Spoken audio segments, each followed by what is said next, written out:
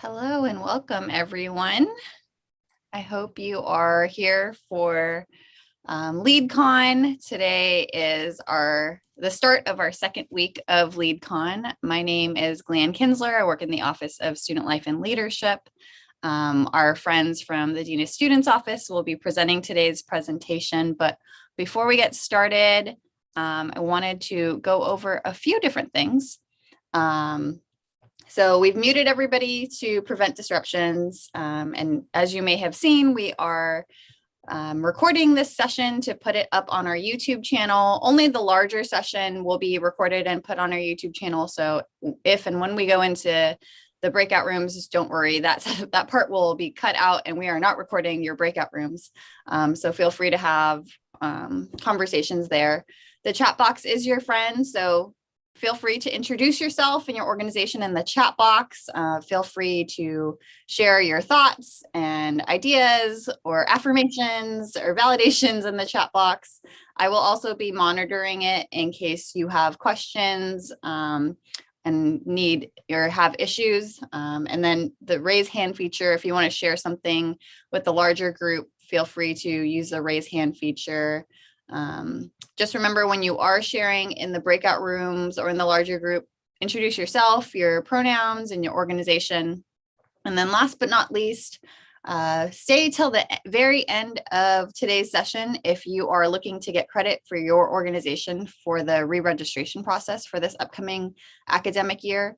At the end of the session, we will cover a few other things related to re-registration, Discover Fest, and any questions that you might have. But without anything else, I will pass it on to Weston and Albin. Awesome, thank you, Glenn. Let me just share my screen. Perfect. All right, well, hello everyone. As part of LeadCon 2021, our presentation today will cover how to set and manage expectations so that you are able to create and maintain healthy team dynamics. My name is Albin Lee, pronouns he, him, his, and I am the Student Conduct Graduate Assistant, and I am joined by... Hi everyone, good morning. My name is Weston Prisbury. I use the pronouns he, him, his. I'm the Assistant Dean of Students and Assistant Director for Residential Conduct. We're excited to be with you all this morning. Thanks, Weston. All right, so our agenda for today includes an intro of who we are, an overview of the Office of Student Conduct, presentation goals, the purpose of expectations, as well as how to create and manage them. Lastly, we'll provide key resources you all should consider and end with questions that you may have for us. So we'll just do a quick intro of our overall office staff. We are a small but mighty team. So Amanda Davidson serves as our Associate Dean of Students and Director of Student Conduct. I already introduced myself. Then we have Matt Wade, who serves as our Student Conduct Investigator. Albin already introduced himself. And then we also have Cassandra, who serves as another graduate student within our office. The Student Conduct Office sits within the overall Dean of Students office. And so there's actually two branches to our office, one being us as Student Conduct and the other side of the office being Care Services. So we have about 5 people on our side and they have about 5 or 6 people on their side as well. So know that we'll likely use Dean of Students office and Student Conduct staff interchangeably. That's because they're housed in the same office. And then what we wanted to do really quick is just share our mission statement with you all. So what is our goal as the Office of Student Conduct? Our goal is to approach misconduct as an opportunity for holistic student development. We foster student learning. We assist students in repairing harm caused from their actions. And we also facilitate opportunities for students to restore well-being within themselves, the campus community, and society. We know and recognize that when folks hear our office or hear about the Office of Student Conduct, they may not have the best first assumptions or impressions on what our office does, but we really want to stress that we're here for students, to support students. Then if anything does happen, to provide educational opportunities to learn from that and to be able to move forward in a positive manner. All right, in terms of the goals of this presentation, it's really for you to understand how to create and manage expectations, learning how to hold not only yourself, but others accountable when expectations aren't being met, and articulate ways to establish expectations for virtual and in-person engagement. So, to start us off, I would like to pose this question. Have you ever been in an organization/club where the leaders of the orgs have not followed their own expectations? So using the reaction bar, if you can please raise your hand if this applies to you.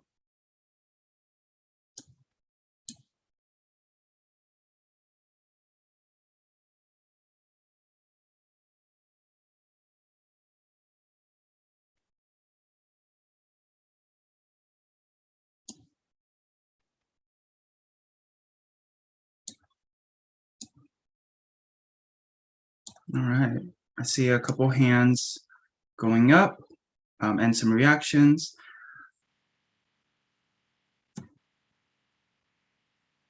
Awesome, thank you for those who utilized the reaction bar. And with seeing these hands, it also means that you all came to the right place. And for those who did not, that's also okay too, because hopefully, our goal is for you to take away from this presentation so that you can ensure expectations are met moving forward.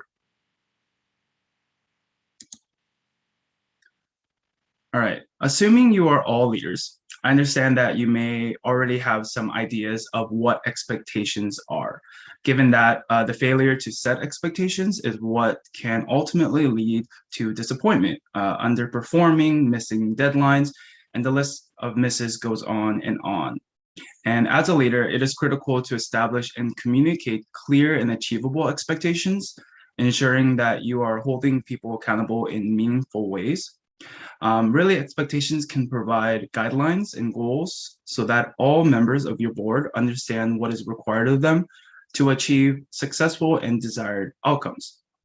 So when we are thinking about clear expectations, it really means ensuring everyone is on the same page, that efforts and focus yield the desired results or outcomes, and priorities are aligned between roles. This can bring organizational goals into focus so that everyone understands the bigger picture and that alignment is created so that teamwork is improved because everyone is playing a part that will benefit the team and the organization as a whole. When we think about communication, this is critical because we all know the power of excellent communication, and a leader who struggles to do so may result in dissatisfied followers and or peers.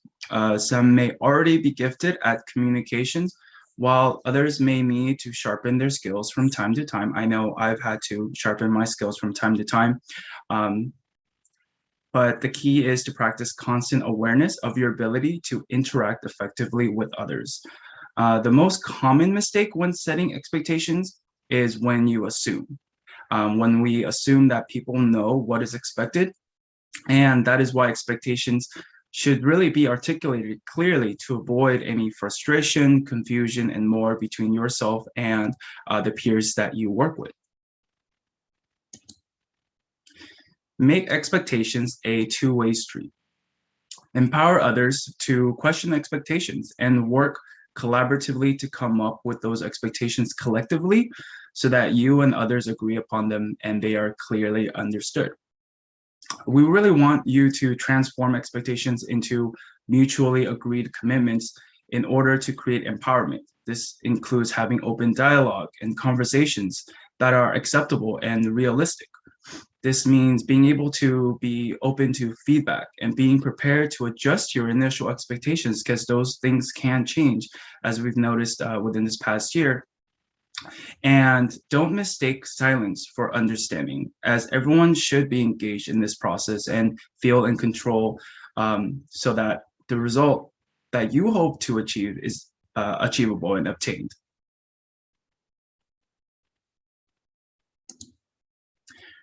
All right, so we do have a little activity, and to gather what expectations can look like, we have something that requires your participation. So using the tiny URL link, and I'm going to add it to the chat.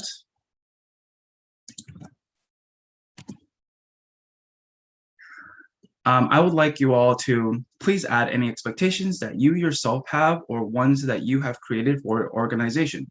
So when you go on this link, tinyurl.com/LeadCon Expectations 21, you'll already see an example. It says using I statements. I'm going to stop share real quick.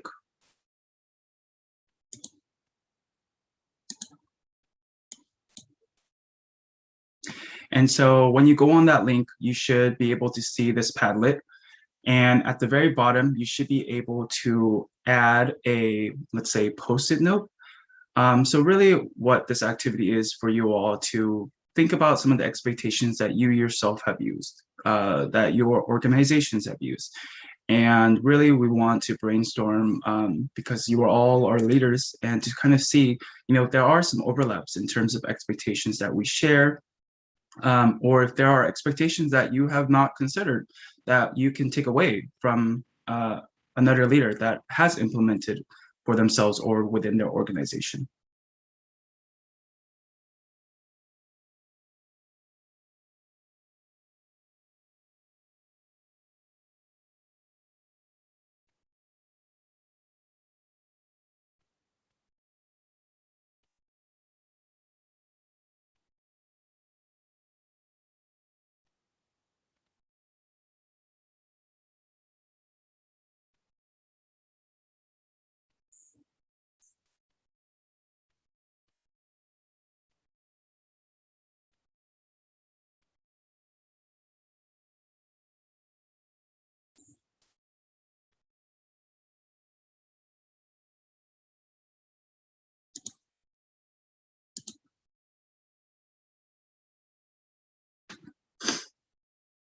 So we do see some expectations that people have added. I'm just going to read a couple that I see. Open communication, ask if you're not sure, inclusivity and diversity, equality, experiences are not universal. Yes, we all have our strengths. Communication and respect, willing to involve,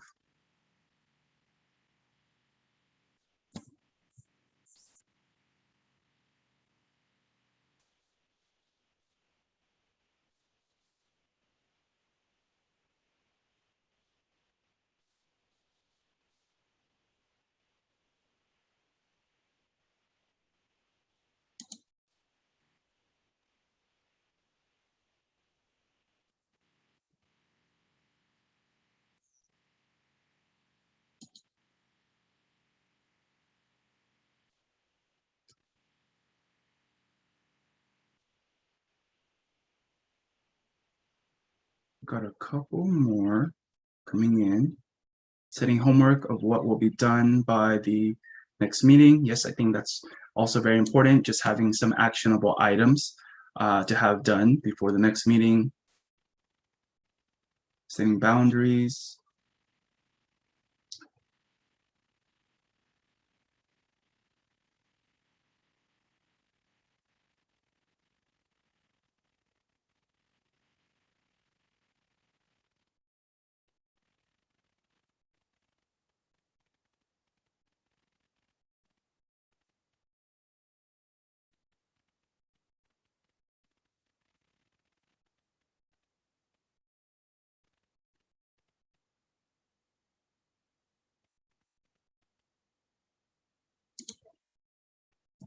Awesome. I really appreciate the participation. I think this is a great list of expectations that you are not only implementing for yourself, but for organization. And as you look at this list with me, these are expectations, to have across not only board members, but within the organization. And this can also act as a model for you all to implement and take away to your designated organizations moving forward this coming fall, whether it's learning how to navigate the hybrid world. So really just think about, how this can be applied for yourself and the organization. Some food for thought is, how these expectations will ensure successful engagement, especially this fall, since a lot of you are planning to navigate that hybrid world. So being able to take away these and implementing it for future meetings will be very critical when establishing those expectations. Okay, stop share.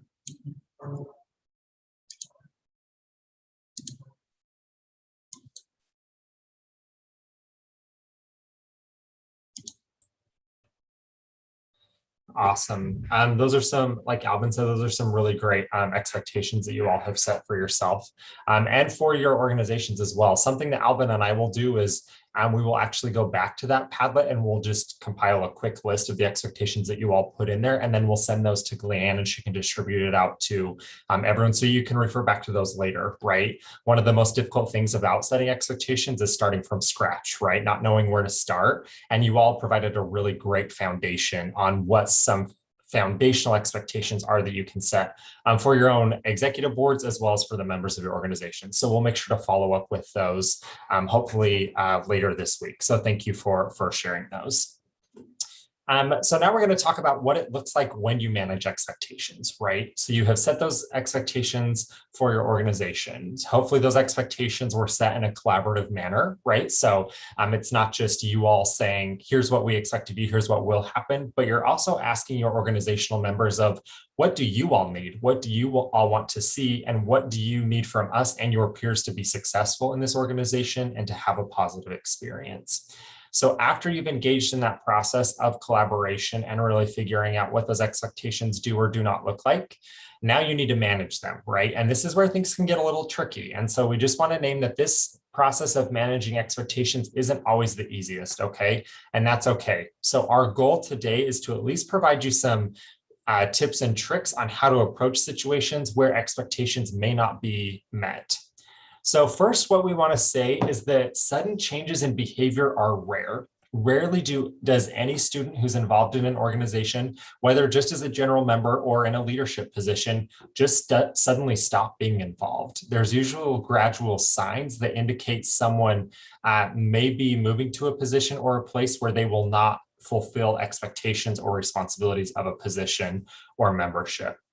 So go ahead and in the chat for us, go ahead and throw some comments in the chat about what can warning signs look like in terms of a student just not shifting towards being engaged and following expectations to not being engaged and not following expectations. Yep, missing meetings, ghosting you, lack of communication, stress, yep, being burned out, excuses, absolutely. Less responsive in communication platforms. That can be email, text message, GroupMe, Discord, Slack, whatever communication you all use. Not connecting with other members. Yep, absolutely. What are some other warning signs that you all have seen in your organizations? Body language when they communicate. Yep, absolutely. Is that communication kind of shorthanded? Absence, isolation, defensive attitude, especially when they're approached about, hey, we've noticed a difference in your behavior or a change in your behavior. Absolutely. Yep. Lack of participation, hiding behind their screens. Yeah, right. I'm going from having their camera on to their camera off all the time. Yep. Lack of enthusiasm at events. Yeah, that one's really huge, right? Especially because in the beginning, we all know that everyone shows up excited from the beginning, right? And then for a variety of reasons after that, folks may be less excited, right? And there could be a variety of factors as to why that may be, but that's an absolutely a great sign of they were excited and now they're not, and they have more of an apathetic attitude towards being participatory or engaged in the organization. Absolutely. Those were some really great warning signs that you all gave. And again, like I said, those things don't happen overnight. Usually they're compounded, right? So it starts with a lack of communication, or they may miss an email or two, right? Or they may just all of a sudden miss a meeting, or they may have been assigned something to do for an upcoming group event or organization event, and they just didn't do it. And they either don't communicate that they didn't get to it, or they may email you last minute and say, sorry, I didn't get to it. and not really provide some rationale as to why that was the case. Okay. One thing that I do want to say is, like the comment that shared earlier, and one of the expectations that were set, having some empathy for what it's like to be a student. You are pulled a million different directions at all times, right? Chances are you're not just a student and just going to classes. You likely have a job. You're likely having some sort of social life outside of work and class. You may still live with family and have some family expectations on what that looks like, right? There's a wide variety of time constraints as students. So making sure that you're being empathetic, but that you're also being aware of when those time constraints are causing a space where someone may not live up to the expectations that we've set for them. One thing that we want to name as well is when it comes to managing expectations, something that can be really easy, especially when you're in a position of leadership, is what's called diffusion of responsibility. Okay. What this means is that essentially everyone just kind of looks at each other and says, well, there's other people involved, so someone else will talk to them about the issue, or someone else is going to confront them about not meeting our expectations, so I'm not going to do it. Okay. As leaders within these organizations, that responsibility lies on you, right? As folks that are on an executive board, it's really helpful if you all get on the same page before you engage with someone in a conversation about how they are not meeting your expectations. Again, though, it is your responsibility to have those conversations and to be prepared to engage in that. It's also really important and also can be very challenging to address your peers in leadership roles who are not pulling their own weight in the organization. As was stated earlier, and as we saw by a lot of folks raising their hands and sharing in the chat, the majority of us have been involved with student organizations. When I was an undergrad, I was as well, where the individuals who are in leadership positions did not follow their own expectations. So they expected us to be engaged. They expected us to be on time. They expected us to be timely with our communication. They expected us to attend X number of meetings, right? They set those expectations for us, and that those people did not meet those expectations themselves, okay? So when it comes to holding leaders accountable, that again is on you all as individuals that are in your executive board and in leadership positions in your organizations. It's up to you to address your peers. Again, we'll give some tips and tricks on how to navigate those conversations here in a minute, but that responsibility lies on you. We have here that engagement and accountability often go hand in hand. One thing I really want to be clear about and stress, and if there's one thing you take away from our presentation today, it's that these two things do go hand in hand more often than not. Okay. When folks are held accountable in an appropriate and positive way, they are more likely to be engaged because there's an intrinsic pressure or motivation to be engaged because they know what is going to happen if they are not, right? The majority of time, people don't get involved in an organization to not be engaged. There's some sort of intrinsic motivation from the beginning that leads them to be involved, okay? Accountability makes sure that that intrinsic motivation is still present as you move throughout that engagement experience. But to be clear, at the end of the day, expectations can only be managed if those initial expectations are clear, if they are communicated, and if they are consistent, right? So those are the 3 C's of expectations, right? Are they clear? Are they communicated? And are they consistent? Those are going to be really helpful in establishing set expectations so that later on you can manage those expectations appropriately. So now what we're going to do is we are going to split you all up into breakout rooms. They'll be pretty small groups. And what we want you to do is to go ahead and talk to each other about experiences or examples of expectations that have worked in the past, as well as expectations that have not worked in the past, okay? Because those are still as valuable as well. And then also, we want you all to discuss scenarios that you are currently facing or that you have faced in the past about what it is like to hold people accountable to those expectations and set those expectations. So Gleanne will go ahead and start breaking you all into those breakout rooms. We'll give you about 10-ish minutes in that conversation. After you, while you're in those conversations, make sure that you're prepared to come back to the larger group and share some things with the larger group about what you talked about, okay? Welcome back, welcome back. We'll let folks keep transitioning. back to the main room.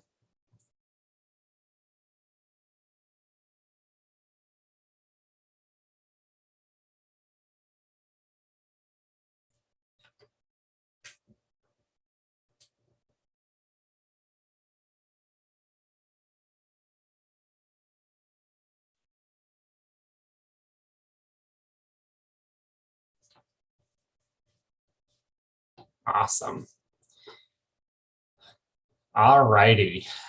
So I hope that you all had a really helpful conversation. Hopefully you got some tips and tricks from others, or at the very end, at least, you could commiserate with others who may have experienced similar things, and you're now validated that you may not be working through issues alone. So what we would love now is just for a couple volunteers to just share out some things that their group talked about in terms of expectations that have worked, expectations that have not worked, and then maybe some scenarios that you are currently or have faced and ideas you have of how you can implement what we've talked about so far. Yeah, if you just want to raise your hand to participate. Ximena, I see your hand, and then we'll go to Mackenzie. Do I just start? Yeah, absolutely. Okay. My breakup room, we all discussed how in the last semester, one of the biggest struggles was individuals hiding behind their screens. And this allowed for this huge gap of like communication. And it's both on par with like the board of not being able to be so interactive with their members, that have allowed for like that lack of communication. And we were talking about how this is all due to like failure to really stay interactive with each other and just kind of be able to participate with one another actively, like maybe like keep up with updates, keep up with reminders, and just keep up with each other as much as you can, because as a club, as a group, it is both people's job to just kind of maintain that communication. Absolutely. Yeah. Thank you for sharing that. I think probably everyone in this space now is probably nodding their head or being like, yeah, no, totally. That happened to us, right? I think that hiding behind camera was huge last year, right? For a variety of reasons. But then too, virtual communication is so different than in-person communication, right? And making sure that folks still feel connected in a way that is productive and valuable. But it takes a lot more effort to be connected in a virtual world and to make sure that that consistency is still there. So thank you for sharing, Ximena. Mackenzie. Hello. So I'm the vice president of the Prevet Club. And then I don't really have pronouns, but I go by like she, her. And so what I had noticed too, this was kind of like our past leadership, like kind of like what we had going on. They kind of took over all of our positions and wouldn't really talk with us about it. They would schedule things without, doing a collective meeting saying like, hey, do these work for you, like these specific dates? And there was times where it would conflict with some people's work schedules.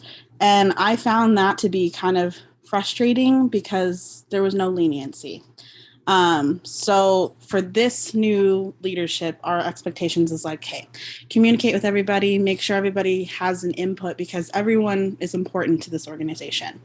We want to make sure that everyone's heard and that everything works. What I've also found that, has worked is for meetings. I know that, who was the first speaker? Amina or something? Yeah, Ximena. You say her name. I'm sorry if I like butchered your name. How she's saying like people utilize Zoom more than they would like in person, kind of like hiding behind the cameras. A lot of people would do that. But what we did offer for ours is we would record our meetings and then offer like half of our paw points. That's like to be an active member for those who would go back in, contact the speakers, show us proof. And, that kind of showed that they were still wanting to be active, but it was also giving them the leniency of like work schedules and, conflicting schedules because some people had class during that time. So I found out that that was something that worked for us. Absolutely. Yeah. Thank you, Mackenzie. I appreciate that. Just like what you said, right? Making sure that you're including people's thoughts, right, and their schedules, and knowing that folks are busy, and trying to be as creative as possible when you're coming up with solutions, right? I think we're in a world now where it's going to be hard to offer just in-person options and just virtual options, right? Like we're going to have to get to a place where we find some sort of balance, and what that balance looks like is unclear, right? And what that balance looks like may differ between organizations. So thank you for sharing that, Mackenzie. Let's go over to Wallesca. Did I pronounce your name correctly? Hi, you did. It's Wallesca. Thank you. Wallesca. Okay, thank you. Yeah. So we had a really great conversation in our group as well. And one of the things that I realized from the other people that were in the group were that they were mentioning a lot about um, communicating and deadlines, right? Having deadlines to turn in things, or have like a plan already done, like at the beginning. And I think that we started off on a good track with our team so far. We have a great president. She's very, very interactive, and she's very communicative, so that's really good. And so we started off like from the beginning, setting off goals. Like each one of us that is in leadership, we're going to do an event. So she kind of like mentioned that. So, and we've already met. One thing that did work with our group, a lot of us are, as you mentioned, working. And we met through the time when COVID started. So all our courses were on Zoom or online. And that was something really great because we were a small group. So we were able to meet, and kind of like everybody got a chance to meet each other on the Zooms, and we had to go on the Zoom calls. We even had one course that was online completely, and we convinced the professor to meet with us on Zoom. So it was pretty good. And she's actually part of also of our organization. So that was really, really good. And I think that Zoom can be something that can be used, like she said, like putting a screen and not showing your face, and not being, you don't know what the person's doing in back of that in that scenario. But also it could be a good way of meeting people. I was a person that I'm a people person, so I was like aiming for us to even meet physically. So I was able to make this summer a group of the students that we took the course together to meet in person, and they did come, and so we had a very great time together. So I think that we have to have, like you mentioned, that kind of like balance between, yes, we are in a virtual world, but we also have to look for opportunities to be able to meet in person as well. Absolutely. And one thing that you shared, Wallesca, too, that I just really want to re-emphasize is preparation, right? Those conversations need to start now with your executive board on what that's going to look like for your organization. Because when classes start, y'all are going to get busy, right? Y'all are going to really not have time to plan these things later on in the semester, right? So it's really critical that you have a solid framework now, and then be prepared to be adaptable as needed, right? But it's way easier to be adaptable if you have a plan than just to plan things on the go and on the fly. So preparation is key. Thank you for participating, Wallesca.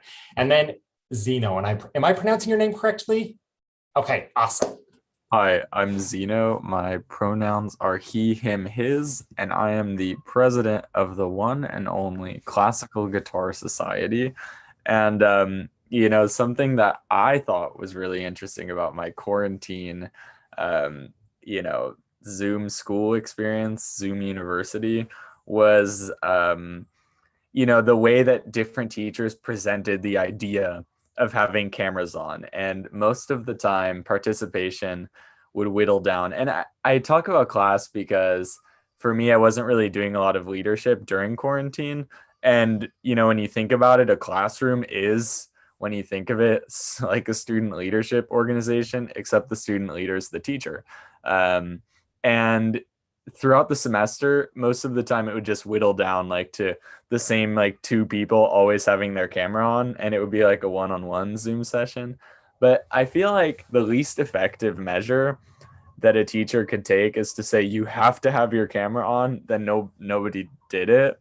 But if the teacher created a welcoming kind of environment where it was like interactive, and you like, I don't want to say felt bad to not have your camera on, but like you felt like you were like a part of something and giving back, like I felt like that was really important. So by like having a rhetoric that sets up this idea of discussion and sharing, there's going to be more of that urge to have face-to-face. So if you are planning on doing something in Zoom, you need to to think about that, I think. And then also, if you're planning on meeting IRL and you're going to have some people on Zoom, how do you include them? That's also something else you have to think about, because not everybody's going to want to meet in person yet, Delta variant be wild. So yeah, but those are all things that I thought about. Yeah, absolutely. Thank you for sharing, Zeno. I think that's really huge, right? Communication is key, but it's how that communication looks that's even more critical, right? So it's very different to say you have to have your cameras on than saying, we want to create an environment where people know you and you know the people in this space. And one of the best ways to do that is for your camera to be on. And so we encourage you to have your camera on if at all possible, right? That's a very different that's the same expectation as when you have your camera on, just communicated very differently, right? In a way that's, here's what I need you to do versus here's what we want you to do and here's why. And then, like you said, making sure that folks who still want to be engaged can participate and your spaces are still accessible to folks regardless, right? We're still going to have students who the majority, if not all of their classes are virtual, right? And they may not be able to or want to drive to campus to participate in your meetings, but they still want to participate in your organization. And so you're going to need to find ways that you can still Zoom them into those meetings and have their participation in that meeting be valuable. So awesome. Thank you all so much for your feedback. Sounds like you had really productive conversations, and we hope those conversations continue from here, that these conversations don't stop and that you take these back to your organizations and continue to expand upon what your plans are in terms of expectations and managing those expectations. So we're going to carry on with the last few portions of our presentation. So what we want to talk about now is what it looks like to create a culture of accountability, right? The one thing that I want to say, and that I will probably reemphasize, and you all will probably get sick of hearing me say, is accountability is caring. A lot of times when we think about accountability, it sounds like you're being mean or you're being harsh, or you're being unfair. But to hold people accountable is to truly care for them and to care for your organization, okay? So the first step in creating a culture of accountability is to follow through and follow up, okay? You set these expectations, now you have to follow through with them. Those expectations mean nothing if you do not follow through with them. And then you may have to also revisit those expectations. So let's say you set these expectations in August, like Zeno said, using the example with the Delta variant, right? That may throw some loops into the system, right? And so come September, October, November, we may have to revamp some things, right? We may have to rethink how our engagement looks. I'm not saying we will, right? But hypothetically, we may have to revamp how things look, right? And so that may be a time when you have to revisit those expectations if they're not working. Or if you set expectations on what that hybrid involvement looks like and it's not working, you're revisiting those expectations and reestablishing them in a way that's helpful and productive. And again, that's clear, being communicated, and is consistent, okay? It's also really critical that you're supporting and promoting wellness. So our lives are hard, right? We are all dealing with a lot of stuff just outside of our work lives, outside of our lives as students, as our lives as leaders, right? A lot is happening. And so in order to create a culture of accountability, we have to support and promote wellness. The only way we can do that, though, is if folks communicate what they need to us, right? And then we can be flexible and adaptable with them. If someone is missing meetings and they say, hey, it's because of XYZ, we can work with that, right? Versus someone that's just not showing up, right? Or just saying, hey, I'm gone. Obviously, there needs to be a level of respect and trust here when it comes to. We need to assume that everyone is coming from good intentions, right? That people aren't missing meetings just to miss meetings. We also don't want to get super nosy and be like, I need you to tell me why, right? Or I'm not going to believe you, because that's not appropriate either. But we need to create a culture where we trust and respect the members of our organization to do what's best for them and to follow and be in alignment with the expectations we've set. It's really helpful if along the way you reinforce positive behaviors, right? So if someone is doing something that's really great, you're reinforcing that, and you're reinforcing in a way that is highlighting what that person is doing, right? So maybe your organization implements like a member of the week or a member of the month program, right? Some sort of recognition program that really highlights the collaboration or sharing of ideas or more of those positive behaviors that you want to be reinforced and you want other members of your organization to mirror. Again, observations, correction, and guidance may be ongoing and may be required.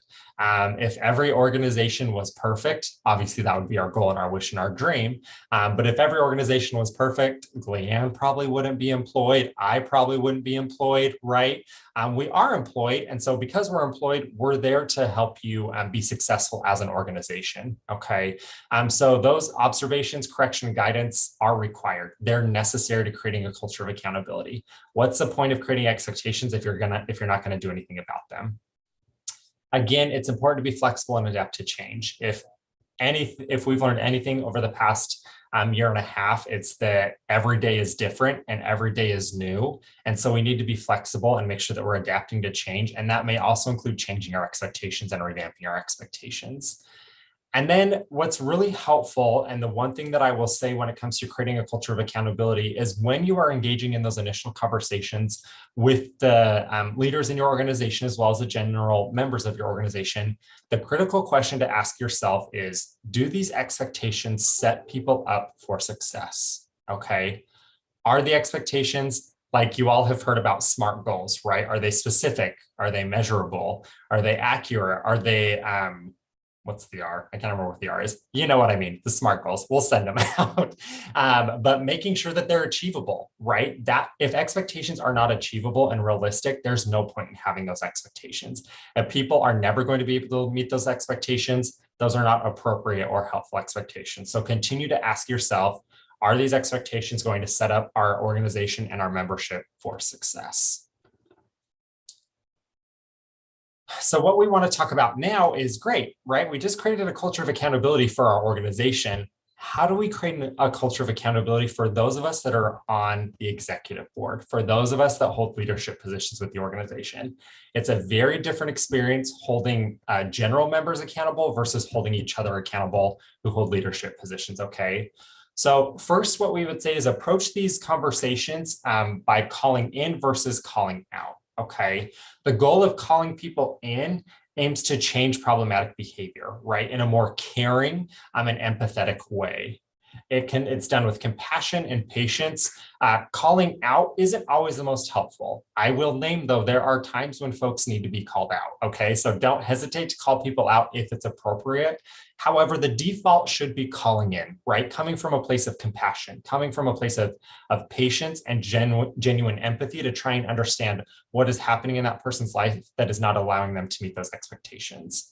So coming from a place of curiosity, right? Instead of saying, you're not doing this, saying, help me understand why I'm seeing this. Help me understand why these expectations aren't being met. Talk to me about what's going on for you that isn't allowing you to meet these expectations. So you're coming from a place of how can I help you and help me understand the situation more versus the place of just assuming that you know everything. Okay, you know exactly why things are happening. That you're listening to understand instead of listening to respond, okay? That's a fault the majority of us have, right? When someone is talking to us, we're automatically thinking, how am I gonna respond? How am I gonna respond? How am I gonna respond? Don't do that, okay? Listen to understand. Listen to genuinely know where that person is coming from so that you can reply and engage in a conversation that is productive for both of you, okay? If you're continuing to think about what am I gonna say, what am I gonna say, how am I gonna respond, you're truly not listening to what the other person is saying, and chances are you're gonna miss a piece of information that's really critical and could be really helpful in that conversation about them not meeting expectations. Set boundaries. So as leaders, right, what are those boundaries for you? Are you going to be available to your membership 24/7? If not, when can they reach you? What's the best method to reach you, right? What is going to happen if a student does not meet your expectations, right? If a member does not meet your expectations? What's going to happen if, for example, someone is disrespectful, right? How do you expect others to be treated in your organization, and how do you expect them to treat you in this organization? If you don't set those boundaries from the beginning, folks will test those boundaries, and rightfully so, right? We all want to know what we can get away with, right? And that's what folks are going to try and do. So it's easier to just set those boundaries from the beginning. It's really, really critical to address issues in the moment. One of the rules that I use both in my personal and professional life is the 48-hour rule, right? If something happens and in the moment I'm like, I did not like that, right? I give myself about 48 hours. If within those 48 hours, that has not left my mind, right? I'm still not over it, or I'm still kind of processing it, then I know that I need to have a conversation with that person. If after those 24 to 40 hours, it's gone, it's not a big deal, right? I'm noticing that things have improved, then it may not be the end of the world to not address it in the moment. However, what I will say and what I will caution you on is it can be really easy the first time to say, it's okay, it's just one time, I'm not addressing it. Then after the second time saying, you know what, it's okay, it's their second time, I'm not addressing it. And then pretty soon you're at a place where the individual is 3, 4, 5, 6 times doing the same thing. And then you get to a place where you have a conversation with that person and the person says, well, this is my 6th or 7th time doing it, so why is it a big deal now? You never want to get to that place, okay? So it's always in your best interest to address things in the moment and as soon as possible. It's important when you're addressing those issues that you're tying them to the concern of your bigger problem, such as the organizational goals, right? Here's the goal that we have in this organization, and here's how your behavior or your lack of participation is impacting our goals, okay? Obviously, if your organizational goals are impacted, you as a leader are impacted, right? But it's important to separate out you personally from the organization when you're having these conversations. Now, with that being said, if someone is impacting you personally, that's still a very valid conversation to have, okay? But when you're talking about expectations with an organization, it's most helpful if you tie your concerns back to a bigger problem like the organizational goals. And then on the next slide, what I want to talk about is debate versus dialogue. You all may have seen this or talked about the difference in debate versus dialogue. And this is something that's really helpful when you are talking or engaging in these conversations about expectations, okay? Ideally, these conversations will be based on the dialogue side of these slides, okay? So if you're in a debate with a person, it's all about winning, right? You want to come out on top, you want to be right, you want to come out with that gold medal. There is one right answer and one right answer only, and no other answers exist. Your goal when you're in a debate is to find flaws in the other person's point, right? So like, no, that's not true, that didn't happen. Or no, that's not true, you said this. Or no, that's not true, I know this. And that leads you to be combative and really defensive, okay? That leads you to push back and not listen with an open mind. So you're closed-minded. And then you seek to just end it, right? Like, I'm just trying to get to the end of this conversation and I'm trying to come out on top, okay? That's what debate is about. On the flip side, when it comes to dialogue, dialogue is about learning. It's about engaging in a conversation with someone that's focused on finding solutions together. So when you're having a conversation with someone about expectations, you're trying to work towards a common solution, right? You're trying to say, okay, you say that you can't be on time to this meeting, right? What does that mean and why is that the case? And let's talk about ways that you can still fully participate in this meeting, but it accommodates maybe your work schedule or your class schedule or some personal obligations that you have, right? Let's find a solution together. You also focus on the strengths in the other person's points, right? Someone being busy is valid, right? That is a valid point. And you talk about the pieces of that point that are really strong. It's collaborative. You're working together. You're open-minded to their side and to solutions and how that person is engaged in your organization. And then you're seeking new options, right? And that may be to go back to the organization as a whole and completely revisit and revamp your expectations, okay? And that is okay. What I will tell you is if you are not revisiting your expectations frequently, you're not doing it right. Okay, you should probably be revisiting your expectations at least a couple times a semester just to check in with yourself and your org to make sure everyone's on the same page. If you go from August to May with the same set of expectations, chances are you've lost some people along the way because you weren't flexible and adaptable and you weren't looking for new options that could still achieve the same goals and hold people to a high standard, but may be a little bit more personable and more achievable.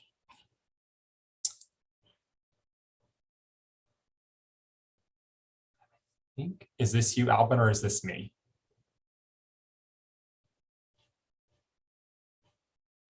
I can do this one. So when going over, expectations, know that you do not need to do this by yourself. There's a lot of resources available on campus that are ready to support. Some of the resources that we mentioned on the slide is, student life and leadership, your faculty or staff advisor, the Dean of Students Office, ASI, Title IX office, national organizations, whatever that applies, those resources are there to support you so that you don't have to deal with these issues alone. So keep those in mind.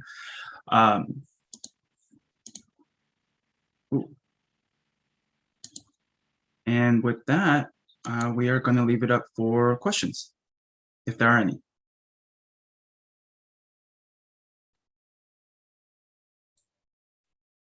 You can throw those in the chat. You can raise your hand and ask out loud.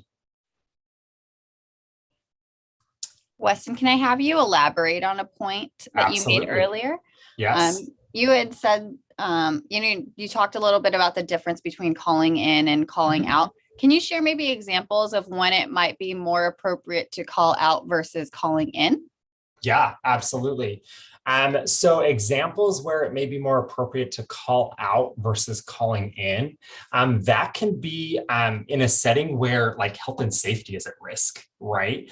Where in the moment, a decision that someone is making is putting yourself or others within your organization in a place where there's some health and safety concerns. That's an appropriate space where you have that conversation of this is not appropriate and here's why. However, in whatever space you make where you may call someone out, it's always important to follow up after with that care and concern piece, right? Of like, hey, I know we had this interaction. It probably wasn't ideal for you. Can we talk about it, right? What do you need from me? Are we in a good place, right? I'm sorry for any negative impact I had on you. Here's why I did it the way that I did, okay? Because of that health and safety concern. So that's an example. Another example may be if someone is causing a disruption in your meetings, right? Or at some sort of event or program you're having. If someone is causing a disruption and the tactics or techniques you're using to de-escalate that isn't working, that's when it's appropriate to just be very blunt and very firm of this behavior needs to stop.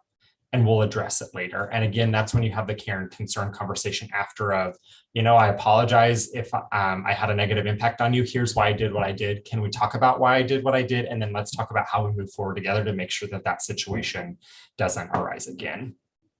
Does that answer your question, Gleanne?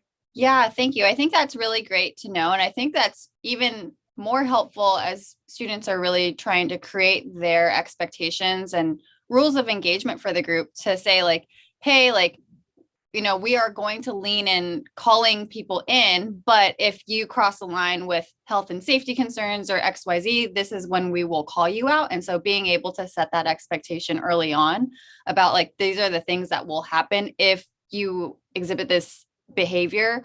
But if we do call you out, we will also follow up with a conversation. So at least setting that tone helps groups understand like, where is that line? Yeah, absolutely. And then Jimena, did you have your hand up? And then Wallesca.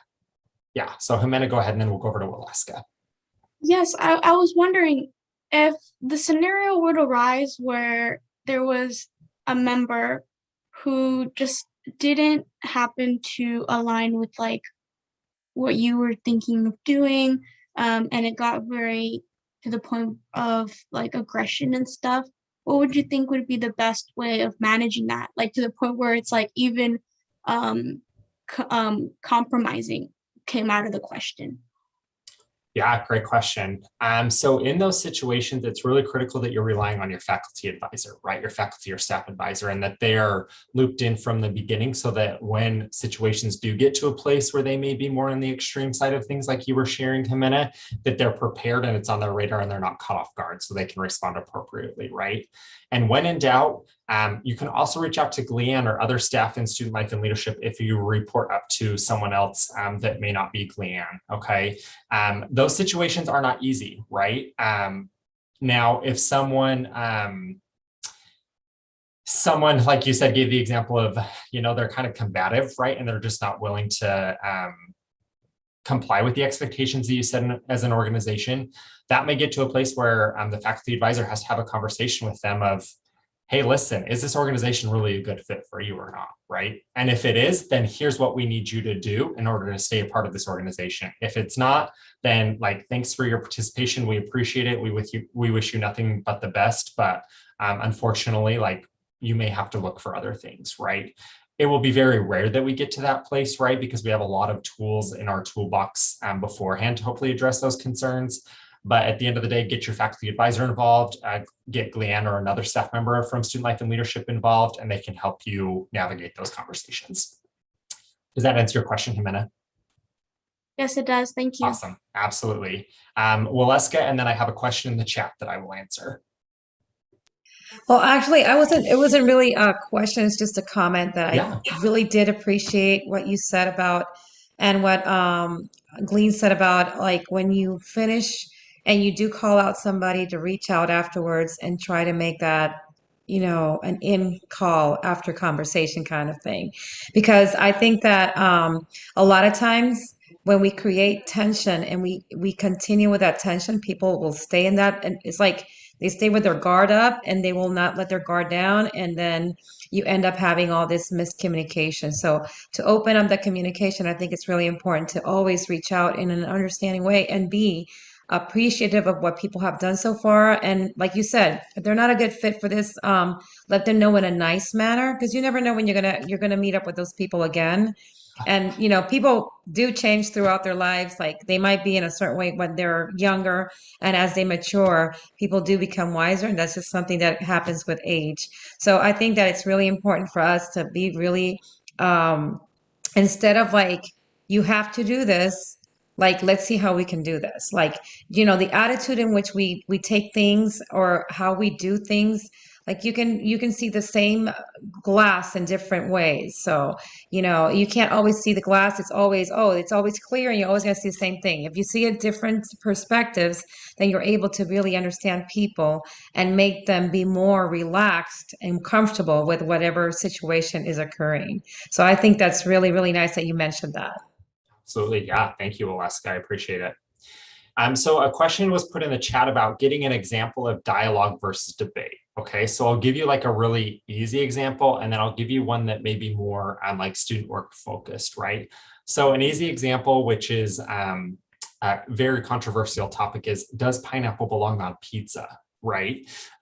So when you approach that from a debate lens, you're approaching that from your answer is the only answer. So for example, don't log off, y'all, don't be mad at me, but I do think that pineapple belongs on pizza, right? And so if I was entering a debate in this conversation with the debate mindset, that would be the only answer, that pineapple does belong on pizza, okay? That people that don't think pineapple belongs on pizza just don't understand what is good in life, right? They just have never had a really great piece of pizza that has had pineapple on it. Like, it's just the combination between like the sweetness and the savory. That's how I'm coming to this conversation, okay? That I am right, the other person is wrong, and that the entire time I'm just thinking about how I can prove the other person wrong. If I'm entering that conversation from a dialogue mindset, I'm coming in with, you know what, there may be more than one right answer, okay? So while I believe and think that pineapple belongs on pizza, someone else may not believe that, right? And as I'm having this conversation, I'm keeping myself open to, oh, they bring up good points, right? At the end of that conversation, I still may walk away with pineapple belongs on pizza, and they still may walk away with pineapple does not belong on pizza, but we were able to hear each other in a way that focuses on how are we better understanding each other, and if there is a better way to move forward, we're finding that better way together, okay? Now, a more like student org focused example could be, let's say, for example, like you set the expectation that people need to be to every meeting 10 minutes early. Okay, that's the expectation you've set with your org, that if you're not 10 minutes early to your meeting, you're late. Okay, well, if I enter that conversation from a debate lens, that is the only answer. 10 minutes early or you are late. It doesn't matter your class schedule. It doesn't matter your work schedule. It doesn't matter your personal life. I don't care that you haven't eaten since 7 a.m., right? It is, you are late if you are not 10 minutes early. If I'm entering from a dialogue frame of mind, it's help me understand why the 10 minutes is a challenge for you, right? Or why you don't agree with that. Oh, interesting. You say that you are in back-to-back classes all day on Thursdays and you don't have any time to grab food. And that is that 10-minute break before our meeting starts is the only time you have to grab food. Oh, well, you know what? Maybe we can change it so you have to be in your seat on the dot when the meeting starts, and that's how you're on time, right? Okay, we just came to a solution together that we're still starting our meeting on time, but I just included other people's perspectives and experiences into that decision-making process. Does that answer that question about debate versus dialogue? Love it. Okay. I do want to just highlight a point, Weston. Yeah. I think something we tend to forget is, understanding the support systems and resources that are available, because we ourselves want to figure things out by ourselves, with our board. Your organizations can go rogue, and maybe you've been, doing all that you can to create and manage expectations. And while you yourself can hold yourself accountable, chaos is inevitable. And sometimes you may need to pick up the pieces, or sometimes you just get stuck and chaos hasn't happened yet, but you feel like something is happening right around the corner. So I think as leaders, it's not only important to know your rights and responsibilities, but knowing that, at CSU Fullerton, there is a support system. There are resources ready, so you can have others help you instead of navigating it alone. And with those resources that I mentioned, asking how you can use them, asking them for insight and advice, checking to make sure you are following policies and procedures, and being able to, use them so that you can hold yourself and your organization accountable. And I'm sure there's much more ways that they can support you, or we can support you. So just keeping that into consideration for any future issues that you may come across. Absolutely. Thanks, Alvin. Any last minute questions? Yeah, Wallesca. Do you provide any I was thinking about when he was talking about chaos and all that. Do you provide for organizations or for example, if we wanted to do a workshop for our group, do you provide that service of coming and doing a workshop like this about our anger management or behavioral issues that can account?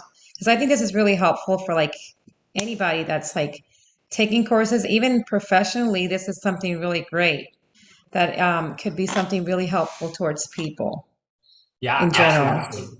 We are 100% willing to come and present to your organizations on topics like this, or like you talked about, Wallesca, maybe some behavioral management or tips and tricks, right, on how to navigate conflict. 100% open to that. I know Student Life and Leadership has just an unlimited list. Well, maybe that wasn't quite the accurate description, Cleanne, but they have a lot of different options and possibilities for workshops and presentations as well. So if you would like a presentation and have a specific idea, you're welcome to work with Gleanne. Gleanne can reach out to us and we can collaborate on it. Or if Gleanne already has something, her team can make it happen, right? But absolutely, we are more than happy to support your organizations and present on anything that you all would like, and we'll find who may be the best fit to present on that topic.